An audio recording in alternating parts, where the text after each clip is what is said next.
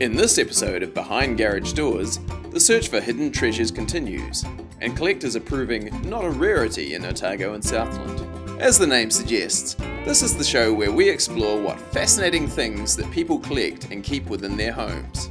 In this episode, we show that beauty can be found in all aspects of life and death. A plastinator and collector of metal objects, an artist who has started a bone museum in his home, a hearse-driving collector of all things to do with death and funerals. But first up, let's head down to Invercargill and check out this collector's passion. Steen Winter from Winter Electroplaters, based in Invercargill obviously. You can tell from the R's. So I'm Francie, Winteringham, and we're at Winteringham Electroplaters. It's my family business. Me and my wife started doing electroplating 20 odd years ago, and with people bringing bits and pieces in, we realised that people were missing half the bits and pieces, so we'd always go on the hunt looking for bits and pieces. So that's how the collection really started. I've got the motorbikes, but I don't really stick to one motorbike, but yeah, to one brand of motorcycles. But yeah, mostly just cars and motorbikes and the odd knick-knacky thing. Yeah, can't help myself sometimes. Got to have it. Well, it's mainly motorbike and car memorabilia, but along with that, there's a bit of history in Southland that sort of gets lost over the period. So bric-a-brac, anything that sort of tells a period in time. There's so many different and unique things here that relate to Invercargill. Like even the photos that we've got in there, they're all Invercargill. Some of those pictures probably haven't even been seen. And there's just a mountain of stuff that we've collected over the years that, yeah, you wouldn't even know where it's come from, but we do. Rochelle's dad did electroplating way back in the 40s, and yeah, we've got some of the stuff that he started off with still working today as a plant, so a lot of that's old and ancient material, so, and yeah, we've just collected it and carried it on. I've got a lot of Burt Munro memorabilia, Roddy McMillan that did the bronze statue. I was very lucky to keep some of his collection that he worked on over the years. So I've got a lot of that. Point of interest was always putting a mouse, that was his little touch to it all. And yeah, he carried it on when he was doing the trophies. And the one that I've got Bert went to the chrome plating shop to get some stuff done. So that sort of, yeah, it sort of ties in with us a little bit that way. So, and that was Rochelle's dad years ago. The main old stuff, and we'll treasure it. And then we've got a lot of Falcons and motorbikes, because me and my daughter Francie, we both race bikes, and yeah, that's the main part of the collection. I'm sitting on my Falcon. It's a 1963 XL Falcon wagon. I've done a bit of modifications to it. Got a few bikes here. This wee Honda, it's quite fun. And got the wee BSA. That's a Bantam. It's we only just acquired that not that long ago. It's going to order and everything like that, so it's quite a nice wee bike. The other two bikes behind that, mine and my dad's race bikes. They're modern Kawasaki EX300s. So yeah, we just brought them so we can do a bit more modern racing around town and up central more. Keeping it clean is half the battle. 2 weeks of hard work. Yeah, we've cleaned everything up in the front here.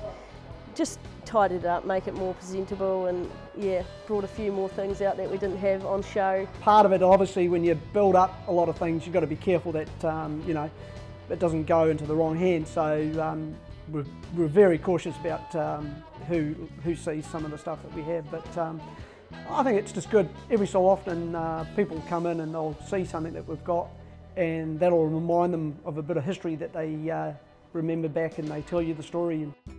Oh, well, there is a holy grail. I've got a wee few Britain bits and pieces, got a sign posted with Britain, but I'd like to get a piece of the Britain motorbike. That'll be really, yeah, that would be the icing on the cake. Oh, it's probably a bit out there, but the Britain, but I don't think I'll get one of those, but you never know. Did Dad answer that? Oh, God.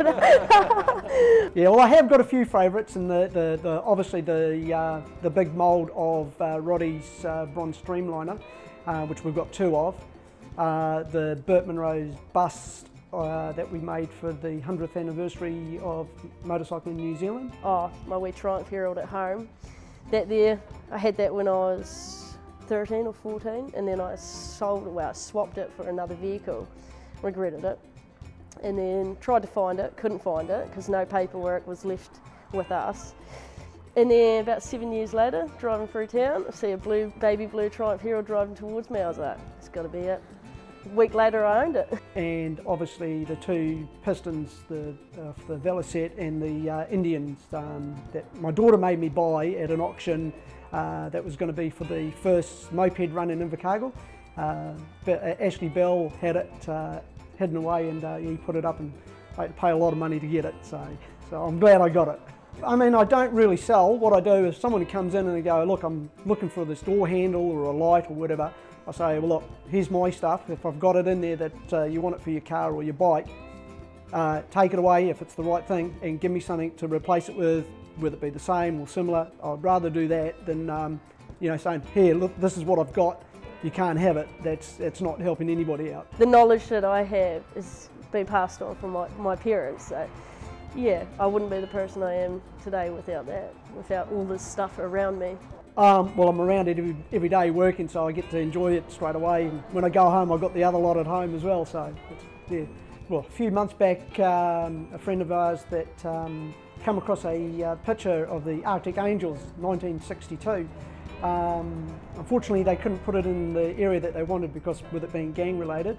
But as I said, it's part of Invercargill's history, and of course I've got a jacket from the World's Fastest Indian movie with the Arctic Angels on, so it sits right beside it.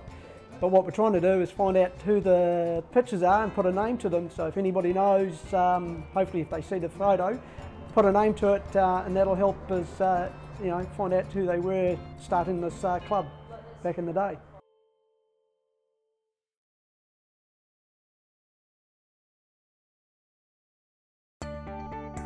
I'm Marlene Black, and I work at the medical school as a plastinator / prosector, and the plastination part, I just love it.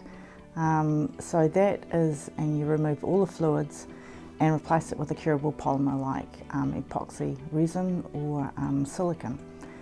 So I imported some of my own silicone, and I have a little lab out in the garage.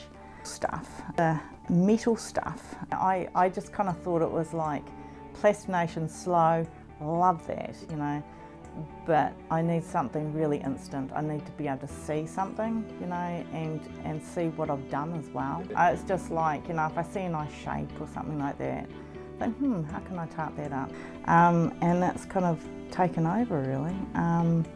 The plastination's really slow, so with the angle grinder, it's instant. Just seeing beautiful things, and if I was really, really clever, I'd be able to make my own stuff and fiddle around with it, but I'm not, so I just do it to other people's stuff. And my ex, who lives down south, he was making me some deer gates, and I thought, well, I'll buy him some tools, so he doesn't have to cart everything around, so I bought an angle grinder. And he said that I'd never use it, and really it's just replaced them. It's fun to do, and I'm always after the perfect vintage lamp. So I'm always thinking, yeah, I can make this and I can make that, and I'll get ideas, and yeah. Sometimes I do feel overwhelmed because I'll start something and then I think, oh, I'll need a special tool to do this, and then I don't even know if that tool has been invented yet. And then I'll put it away, and then I'll start something else, and then I'll go into another room, and then I'll see something else that I can start working on. And I'll be sitting up maybe 12, 1 at night thinking, will that fit on this, and then I'll go and fiddle with that, I'll take something else apart to make something else work, and sometimes I just lose track of myself, but it's exciting to do, and I just love finishing a piece and yeah, being able to use it. I like useful stuff as well, so yeah, it's good. My polar opposite friend calls me a hoarder with order, and I would take that as a great compliment from him. But I love all the old scientific equipment and old hospital furniture and all that institutional stuff. It's just beautiful, and that stuff's never going to be made like it was, and it was built to last. And I kind of like things that look like they've got a bit of history, a few dings here and there, I think that's pretty cool. So I'm trying not to overdo stuff now, because you know, when I first got the angle grinder, it was like, hello, you know, everything was like getting the treatment, and you just about have to wear sunglasses coming in here. But you know, I'm kind of seeing the beauty in some things that are, you know, got a bit of paint on. Like, they're all favourites. My favourite is whatever I'm working on at the time, really. Plastination's awesome, I really do think that. So I feel really, really lucky to be working where I do, doing what I do, and I really like the people I work with. So yeah, it's incredible. I'm one of those very lucky people. I did the vet nursing course at Polytech, and then worked at Agri-Research and looked after the beetle colony. So that's what a lot of museums use to eat the flesh from the bone. So you've just got to scrape the animal off the bone and then put it in with the beetles, and then they'll get in all the wee nooks and crannies, and then you just degrease them often after that. So I just sort of got into the bones and dead animals, which I really enjoyed. Did work with live animals, which was really good, mainly deer. And then I was asked to apply at the med school, so that was really good. I had a contract body to do, and it had been embalmed, and they wanted clean bones, but I wasn't allowed to use beetles. So I had the old sausage boiler on the med school roof, and yeah, I think the bones came out okay. I think I would have done it slightly different had I, you know, known what I do now. And yeah, I've just sort of been continuing with that and really enjoy it. But I did, I put a fair bit of work through, and there's a leopard seal skull in Te Papa now, minus a couple of molars, because I really like them. And so unprofessional, I know. And had the biggest maggots I've ever seen. Jim Fife brought it along, and it was in a bag, and the whole bag was in motion. I've never seen such long maggots before. It was fantastic. I enjoy doing heads, and just the beauty, you know, depending what plane that you're cutting it. They're stunning. You know, I just love cross sections, so they're beautiful. They really are. There's the International Society of Plastination, and it's relatively small, and they're really, really nice people. And if I'm concerned about something, I'll just flick an email out to people, and I've met quite a few now, which is really good. I have never been to a Plastination conference yet, and I've worked for the uni for 10 years, but it's just that we're so far away. I did get to go to Spain to a course which kind of consolidated what I knew, which was great. Met some fabulous people, and that was 6 years ago it would be. And the people were just, you know, the top plastinators of the world were so accessible and so lovely and eager to help. I'm learning all the time, and I get to see beauty in every little thing, whether it be animal, human tissue or metal. Yeah.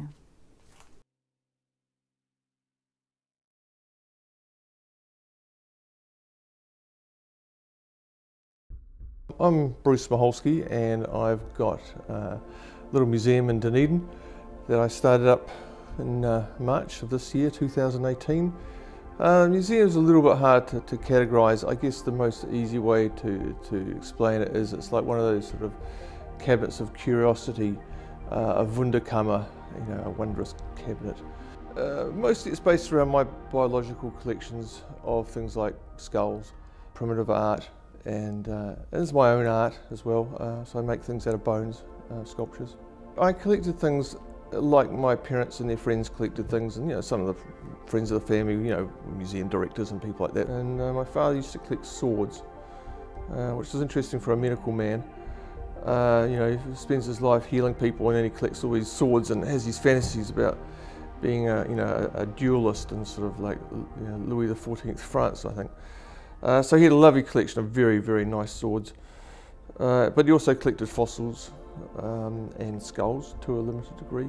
My mother collected fossils big time when she was young, and shells, and yeah, she collects a bit of art. Collecting was part of being a human being, I thought. So I can't really remember, but I always still think probably around 7 or 8 I first started collecting things, like shells, fossils. And then my children started collecting as well, and you tend to collect what your parents collected. And then often when you become older, and this happened with me as well, that I stopped collecting what my parents collected. And the same thing happened with my son. He stopped collecting what I collected. He's put away most of his collections, and I've sort of folded them into mine, so that's all good. And eventually you end up with all these collections of collections, and it's like, well, what do I do with this? And people come around to the house and say, well, you know, you should start a museum. And I go, oh yeah, that's nice. But then how do you do that, you know, as a private citizen, you know, start a museum in your own house? About 2005. I started using elements of my collection to make art. I guess one big influence has been going to London and seeing the collection of a guy called Victor Wind, who's got this group called the Last Tuesday Society. And they have a gallery in Hackney based around Victor's collection of very similar things to what I've got. There seems to be some sort of common ground between collecting skulls and collecting primitive or ethnological art, you know, I mean, art from Africa, pre-European art, but also, you know, aspects of sort of popular culture can sort of find their way in there as well, and scientific models, and all this stuff that seems to just hang together. So when I saw his collection, which wasn't much larger than mine, in a basement in Hackney, I thought, oh yeah, maybe it's feasible. So I had to do it. I had to try it, do it. You know, so I just had to go at it. So the museum's in Dunedin. It's in Royal Terrace. It's just down from Ulverston, and some people will know that's a very famous historical house. So it's just down the road from that. It's open 10 to 5, Friday, Saturday, Sunday. It's $5 if people want to come and have a look. Some people who you wouldn't expect get it straight away and understand that it's not macabre. You know, it's just, to me, it's just about beauty. My take, you know, on it has always been that if you found a bone walking on the surface of another planet, you wouldn't go, oh, that's so sad, something's died here. You'd be jumping around for joy that something had lived. Well, a lot of people give me stuff, yeah, which is fantastic. Keep doing that. And a lot of it, I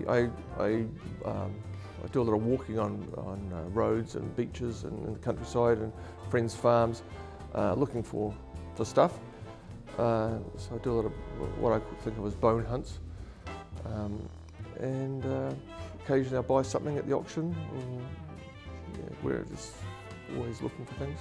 These are actually, like, people ask, are they fragile? Well, these objects, they're actually surprisingly robust because I make them that way.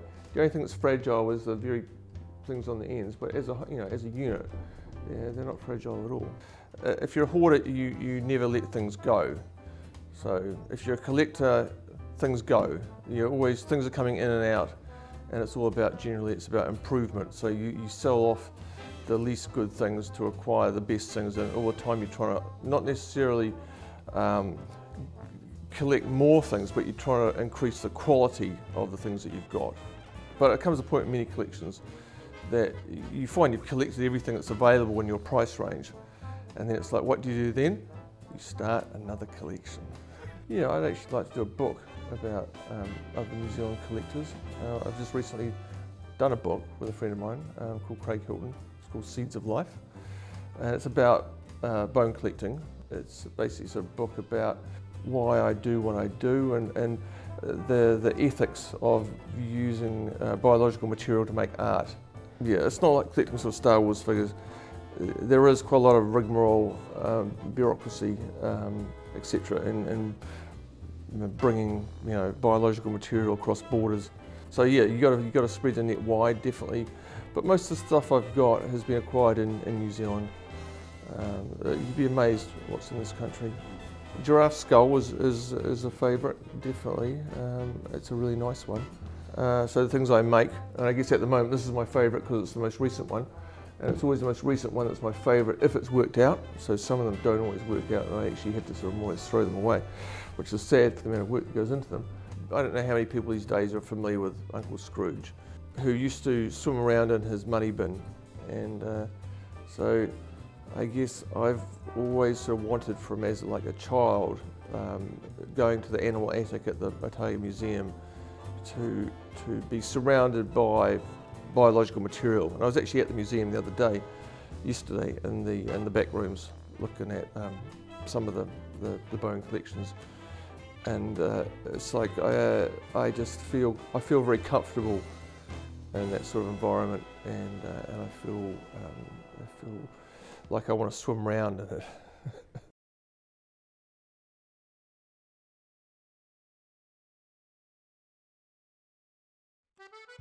My name's Chris, and I collect, I suppose, oddities, antiques, and funeral items.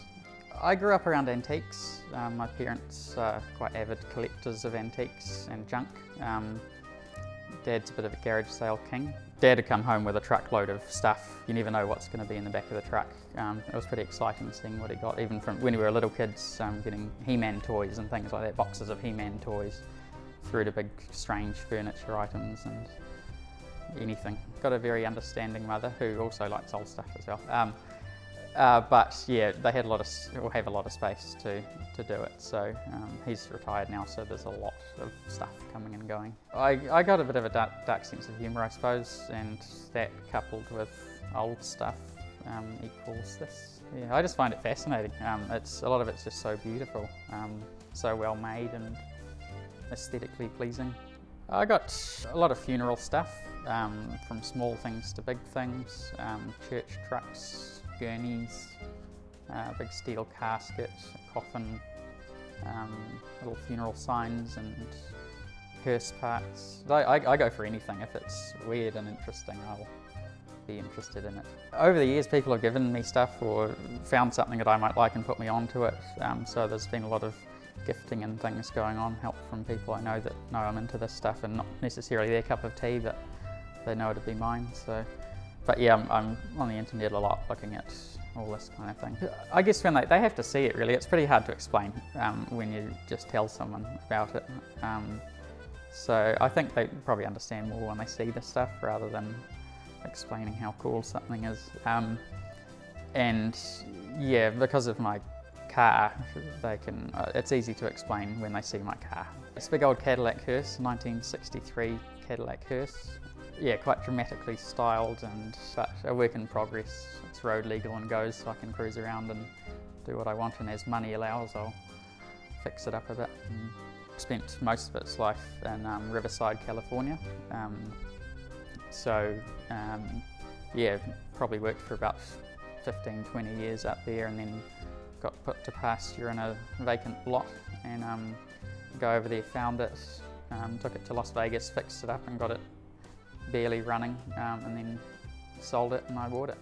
I was at work at 4 AM one day and saw it on the internet, and here we are. People have said if they ever go then they would like that car, but I haven't used it for that yet.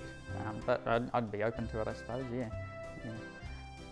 It's a fantastic looking thing, so yeah, a good way to go out. I'm really getting into American funeral antiques, so 30s, 40s, 50s, 60s stuff. It seems to have changed a fair bit. Back then it was all a lot of velvet and beautiful torch lights and cast aluminium prayer kneelers and just amazing big heavy objects, yeah, with all sorts of motifs and different religious stuff on them and things like that. So these days I think it's a lot more plain, and I like finding out about what something is, when it's from. I love getting detail on things, so I try my best to find out. Finding stuff on the internet, you often don't, you know, get the history of it, other than figuring out exactly what it is. But yeah, the things that have been gifted to me, I like that as a story. I think it's neat. Someone thinks of you and says, "You'll like this." I just like to be surrounded by things that I find beautiful, and I do find this stuff beautiful and interesting, so yeah, just being surrounded by it is good. And it's, I feel like I've only just started, I really do. Not to a hoarding level, but of amazing things. I really like 50s and 60s stuff as well, just in general. So it'd be good to get some nice, I don't know, furniture and bits for the house. The house was built in 1965, so I'd like to bring it a bit more back into that period. So yeah, that's another work in progress, I suppose. I've only been here for 4 months. The little thing down there that a friend gave me, people look at it and they've got no idea what it is. It's an artificial hip, and once you pick it up and show them and they hold it and they sort of put it next to their leg and figure out that's what it is, then it clicks. So I don't know, that's one of the things that people are most intrigued about. The jackets there, I sew those jackets up. I call myself Mr. Dracula. I cut these denim jackets up and sew all sorts of stuff on them, put some studs on, and I started doing it just for myself and friends, but then made a few to sell in a friend's shop and just continue to make them as I go. They take ages. It takes me months to think of something and put things on them and see if it works. Yeah, there's amazing crazy street gangs in New York in the 70s, and you know, skateboarding, punk stuff and metal bands, yeah, so just a mixture of that sort of stuff, but with a bit of a theme going usually. I know it's good to focus on something, which I've been able to do more and more over the years.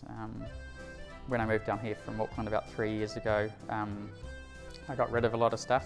I had a lot of pretty interesting things in our flat, but it was just too big to bring down here, so I've been able to smooth it out and focus more.